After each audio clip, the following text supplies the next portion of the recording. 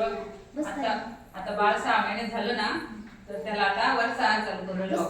हं अजून काही घातलं नव्हतं ना 6 महिने झालं घातलं ना पण 6 महिने पूर्ण झाल्यानंतर वरचा आहार पण द्यायचा.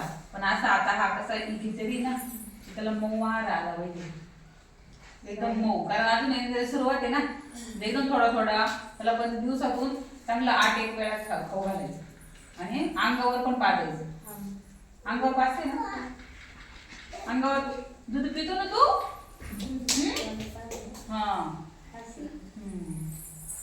आणि बाळाला जेव घालताना पहिले हात धुवायचे साबणाने चांगले स्वच्छ.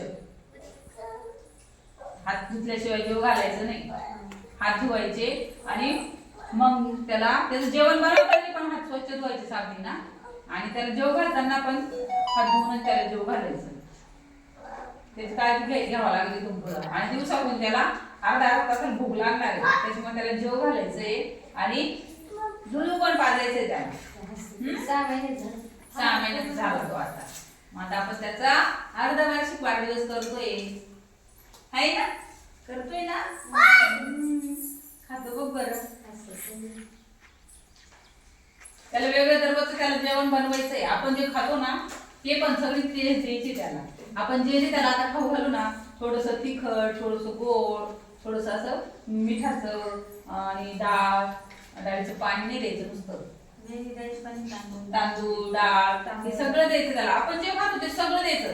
तू जसं जसं त्याला खायला देशील ना त्याला सगळ्यात चव कळत सगळ्यात चव कळतील आणि मग ते चव कळाल्यामुळं मग तो पुढे बी ना हे आवडत नाही ते आवडत नाही असं करणार नाही. खाईलच तो.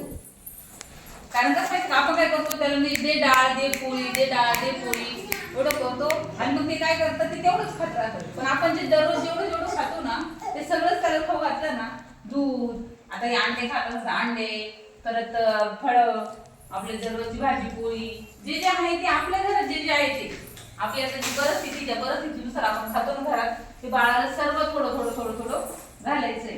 ते घातल्यानंतर म्हणजे त्याचं वालय ना त्याचं पोषण त्याचं पोटाची भूक आहे ना आता आपण अंगावरच नाही भागणार. त्याची भूक मोठी झाली आता मोठी भूक झाल्यामुळे त्याला जेव घालायची गरज आहे.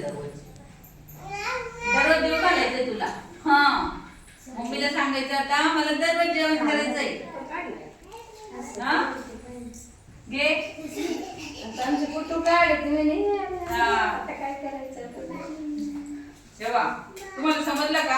आणि सगळ्यांनीच घरी बी तुम्ही पण जे मुलं आहे ना बरं का यांना पण आहे ना हात धुतल्याशिवाय जेवायला द्यायचं नाही. यांना पण घरी पण सांगायचं तुमचे पण हात धुवायचे त्यांचे पण हात धुवूनच त्यांना जेवायला. आम्ही पण अंगणवाडीवर त्यांना हात धुवूनच जेवायला लावतो.